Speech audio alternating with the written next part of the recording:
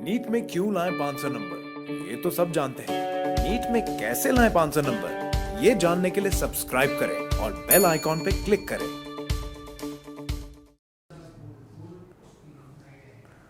Our next topic is next chapter, and chapter is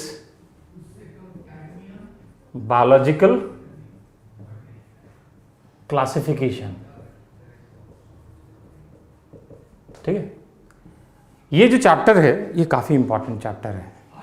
ठीक है, अगर आप प्रीवियस ईयर्स के पेपर्स को एनालाइज करेंगे तो you will see anything between 3 to 5 question comes from this part. ठीक है, तो जैसे जैसे हम चैप्टर डिस्कस करते जाएंगे हम ये भी डिस्कस करते जाएंगे कब कब किससे कैसा कैसा क्वेश्चन आया है। ठीक है, तो इस चैप्टर में जो सबसे पहला हमारा जो टॉपिक आता है वो हमारा आता है कि जो डिफरेंट जो बायोलॉजिस्ट लोगों ने क्लासीफाई करने की कोशिश की। ठीक है, क्लासिफिकेशन जो है ये कोई ऐसा नहीं है कि पहली बार हो रहा है। पहले क्या था, क्लासिफिकेशन वाज नीड बेस्ड। ठीक है, हम अपने रिक्वायरमेंट के हिसाब से चीज़ों को क्लासीफाई करते, जैसे ये खाने की चीज़ है, ये खाने की चीज़ नहीं है। ठीक है, इसको एज ए हम फ्यूल यूज़ कर सकते हैं, इसको एज ए फॉडर यूज़ कर सकते हैं। तो इस तरह का classification we call it need based classification. उसके बाद धीरे धीरे साइंटिफिक टेम्पर डेवलप हुआ और फिर साइंस के यूज़ करके लोगों ने क्लासिफिकेशन करना स्टार्ट किया। और जो फर्स्ट जो साइंटिफिक अटेम्प्ट था दैट वाज बाय एरिस्टोटल। ठीक है, Aristotle was the first person to use scientific concept to classify plants and animal. इसने प्लांट्स और एनिमल को क्लासिफाई किया। ठीक है, इन्होंने कहा कि जो प्लांट है we can classify plant into 3 different groups on the basis of external feature और मॉर्फोलॉजी। ठीक है, तो एक्सटर्नल फीचर इसने यूज किया।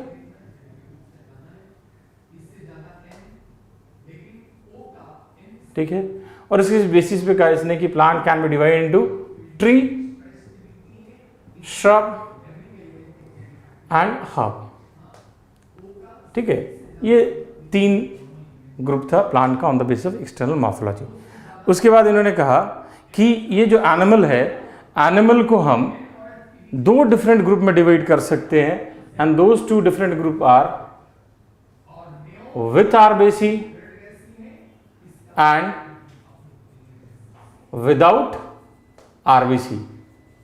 ठीक है, so plant can be divided into 3 different group on the basis of external feature, and animal can be divided into 2 different groups on the basis of presence or absence of RBC, one with RBC, another without RBC। तो ये पहला scientific attempt था। उसके बाद जो next हमारा आता है that is known as 2 kingdom classification. ठीक है, next is 2 kingdom classification.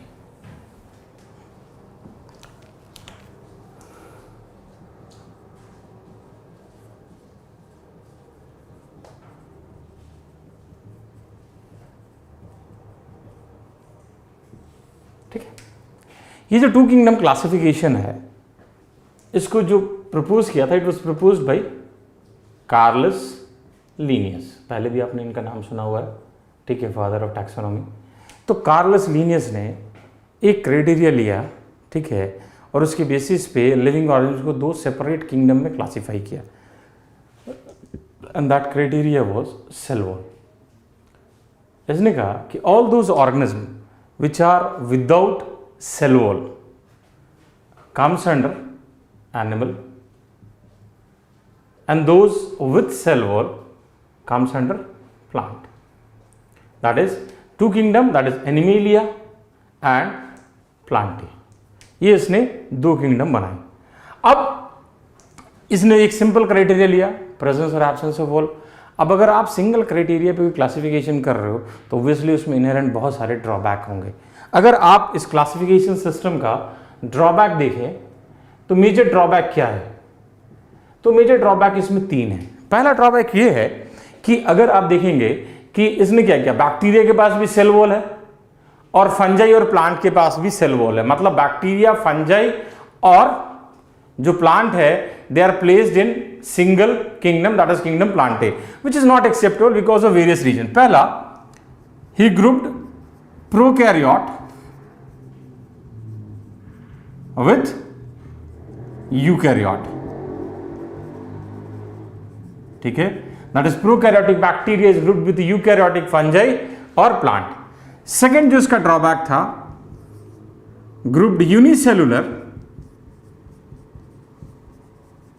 With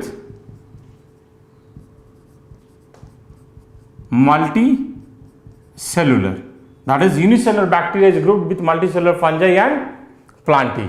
और थर्ड जो इसका ड्रॉबैक था, he grouped autotrophic plants with heterotrophic fungi। तो ये तीन मेजर ड्रॉबैक थे टू किंगडम क्लासिफिकेशन सिस्टम का, ठीक है। उसके बाद जो नेक्स्ट आया classification, that was three kingdom classification, ठीक है। Next is three kingdom classification,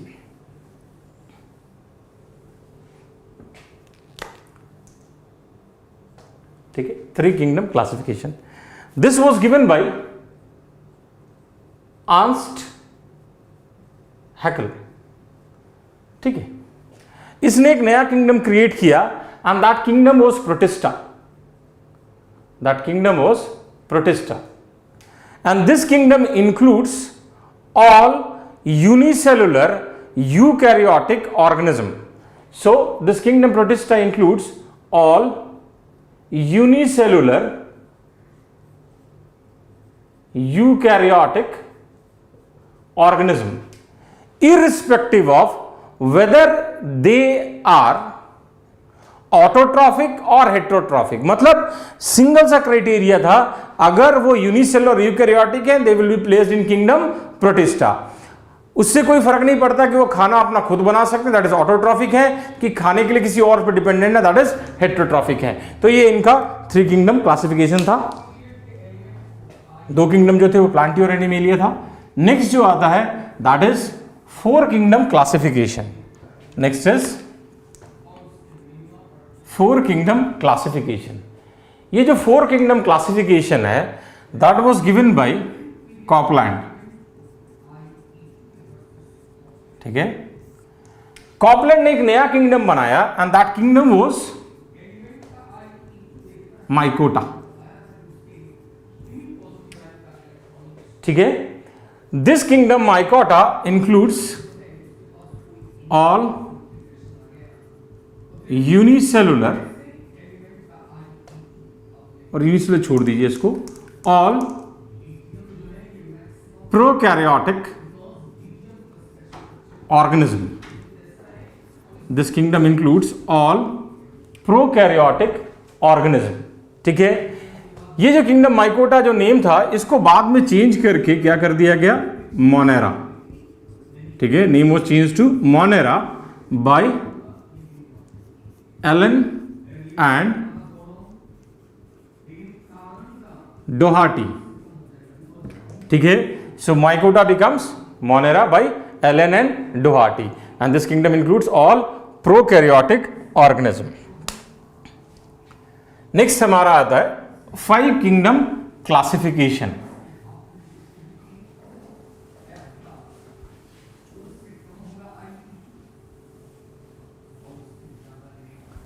next heading is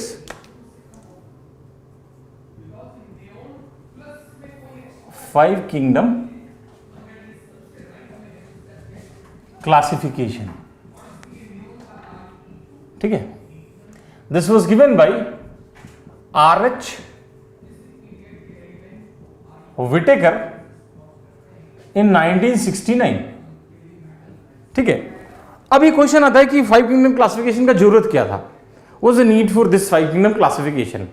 इसका जरूरत ये था कि इससे पहले जितने भी क्लासिफिकेशन सिस्टम थे, ठीक है, टू किंगडम हो, थ्री किंगडम हो, फोर किंगडम हो, all those classifications were based upon one or few morphological characters, ठीक है, एक दो करेक्टर पे बेस्ड थे। तो क्लासिफिकेशन जो था वो इंक्लूसिव नहीं था। तो in order to make this classification system more inclusive, Whittaker proposed 5 kingdom classification by taking evidences from different sources.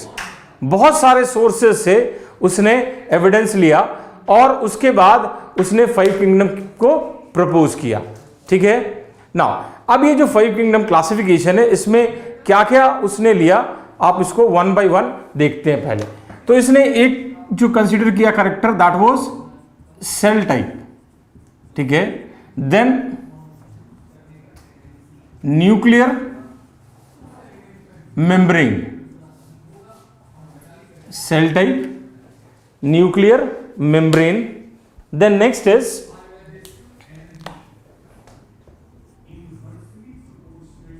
Cell wall, then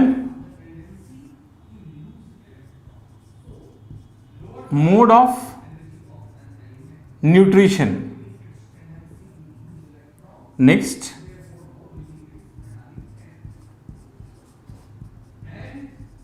evolutionary relationship,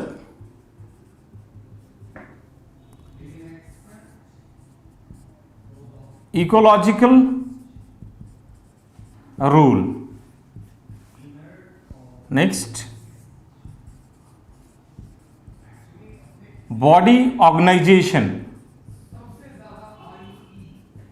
ठीक है, एक्सेट्रा। अच्छा, यहां पे एक कैच है, यहां पे एक बड़ा इंपॉर्टेंट सा प्रॉब्लम है। एनसीईआरटी में आप पढ़ेंगे कि एनसीईआरटी में लिखा है, he also considered mode of reproduction. ठीक है, कि मोड ऑफ रिप्रोडक्शन को इसने कंसिडर किया था, बट इसने कंसिडर नहीं किया था। आप अगर 2 साल पहले या क्वेश्चन 3 साल पहले का क्वेश्चन पेपर देखेंगे एआईपीएमटी का, तो उसमें क्वेश्चन आया, which of the following was not considered by Whittaker as a criteria for his 5 kingdom classification system, और उसका आंसर है मोड ऑफ रिप्रोडक्शन। तो व्हिटेकर ने कभी भी मोड ऑफ रिप्रोडक्शन को कंसिडर नहीं किया था। अगर आप में से आपसे ये पूछा जाए कभी कि ये जो इतने सारे हमने कैरेक्टर्स लिए जिसपे व्हिटेकर का सिस्टम बेस्ड है, तो क्या इसमें से सबसे इंपॉर्टेंट कोई है क्या? एज सच तो कोई नहीं है, लेकिन अगर आपसे कोई इंसिस्ट करता है कि नहीं बताना ये सबसे इंपॉर्टेंट कौन सा है, then you will say mode of nutrition can be considered as most important criteria for this classification system. But ऐसा है नहीं, कभी कभी पूछ लेते हैं लोग ना। अब हम इसको, इस पूरे 5 किंगडम क्लासिफिकेशन सिस्टम को will try to understand through a diagram.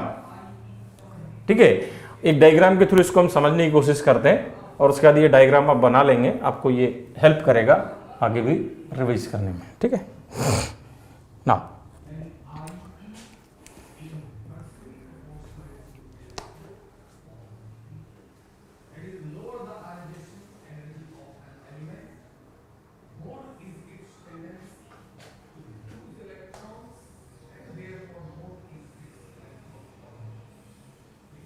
ठीक है, ये सबसे नीचे हमारा जो है वो किंगडम है मोनेरा।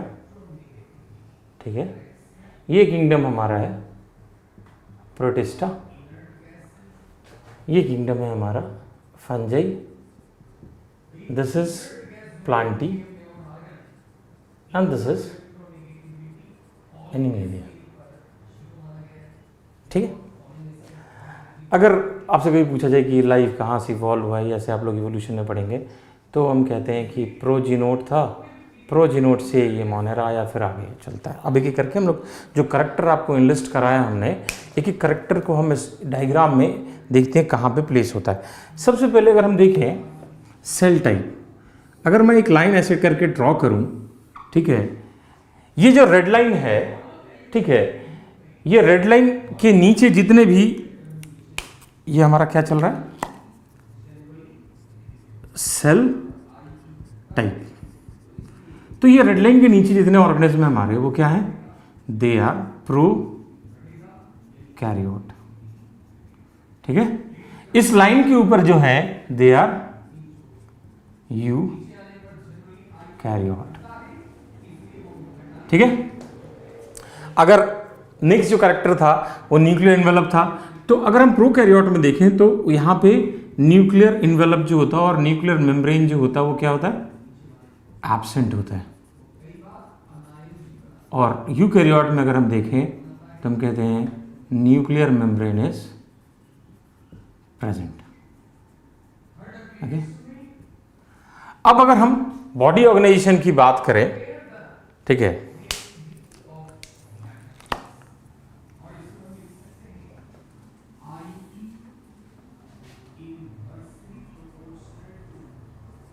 बॉडी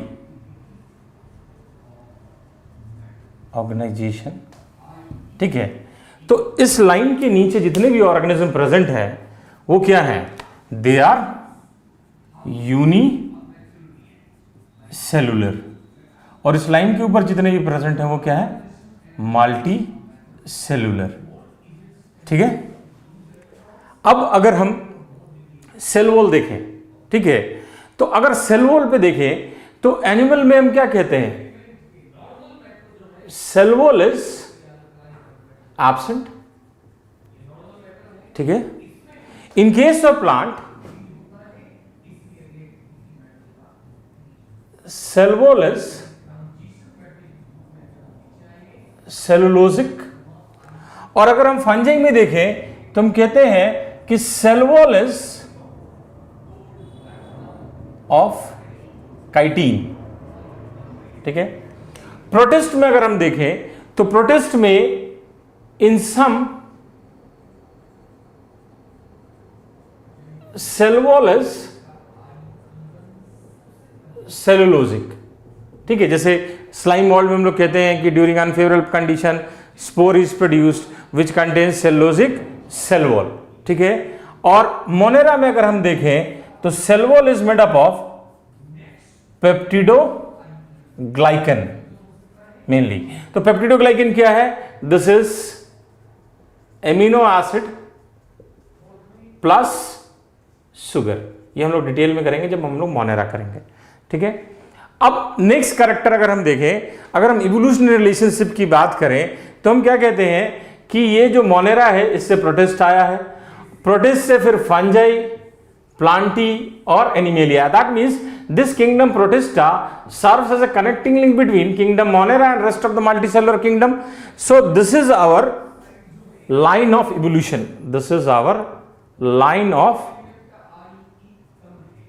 evolution, ठीक है। इस लाइन में लाइफ जो है वो इवॉल्व हुआ है। अगर हम इकोलॉजिकल रोल को देखें, ठीक है, तो फंजाई जो है ये मेनली क्या है? Fungi is mainly decomposer. अगर हम प्लांटी को देखें तो प्लांटी इज मेनली प्रोड्यूसर, और अगर हम एनिमेलिया को देखें तो हम कहते हैं एनिमल्स आर मेनली कंज्यूमर, ठीक है। अब हम जो सबसे इंपॉर्टेंट क्राइटेरिया जो माना जाता है कि मोड ऑफ न्यूट्रिशन, अगर हम मोड ऑफ न्यूट्रिशन पे देखें तो फंजाई का जो मोड ऑफ न्यूट्रिशन है वो क्या है? They are heterotrophic. तो heterotrophic can be parasitic, can be saprophytic, can be symbiotic, तो दे आर हेट्रोट्रॉफिक। अगर प्लांटी का अगर मोड ऑफ न्यूट्रिशन देखें तो प्लांटी आर फोटो ऑटोट्रॉफ। यहां पे दो वर्ड है या तीन वर्ड कह सकते हो, फोटो, ऑटो एंड ट्रॉफ। फोटो का मतलब होता है लाइट, ऑटो का मतलब होता है सेल्फ, ट्रॉफी का मतलब होता है feeding. That means are those thing which can prepare their own food in presence of light. और अगर एनिमल्स को देखें मोड ऑफ न्यूट्रिशन तो they are holozoic. That means कि they can ingest solid food. अगर हम प्रोटिस्ट में देखें, जब हम पढ़ेंगे तो आपको और क्लियर होगा, protist can be photo autotrophic और हेट्रोट्रॉफिक, कैन बी पैरासिटिक और सैप्रोफिटिक। अब मोनेरा में आते हैं। मोनेरा में अब अगर आप देखेंगे मोनेरा में तो मोनेरा कैन बी ऑटोट्रॉफिक, और ऑटोट्रॉफिक में भी it can be photo autotrophic और chemo autotrophic. It can be photo autotrophic और कीमो ऑटोट्रॉफिक। मतलब क्या हुआ?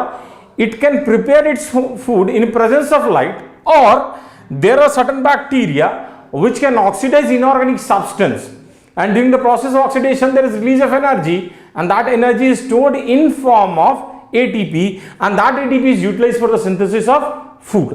ठीक है, और it can be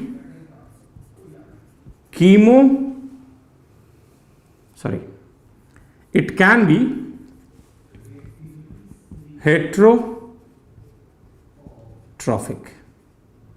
ठीक है, तो it can be autotrophic, photo और कीमो, और इट कैन बी हेट्रोट्रॉफिक. तो ये हमारा विटेकर का फाइव किंगडम क्लासिफिकेशन है. ठीक है, अब देखिए इसमें से कुछ क्वेश्चंस आते हैं जो थोड़ा आपको समझ में आना चाहिए. कैसा लगा ये वीडियो हमें कमेंट से बताएं. हमारा मिशन है कि इंडिया में कोई भी बच्चा कहीं भी हो बेस्ट टीचर से पढ़ पाए. हमने 10 चैप्टर के वीडियोस का एक ट्रायल कोर्स बनाया है. ये 10 चैप्टर 97 चैप्टर के हमारे नीट के फुल कोर्स का पार्ट है. साइन अप का लिंक डिस्क्रिप्शन में है. लाइक करें, सब्सक्राइब करें और अपने फ्रेंड्स के साथ शेयर करें जो नीट की तैयारी कर रहे हैं.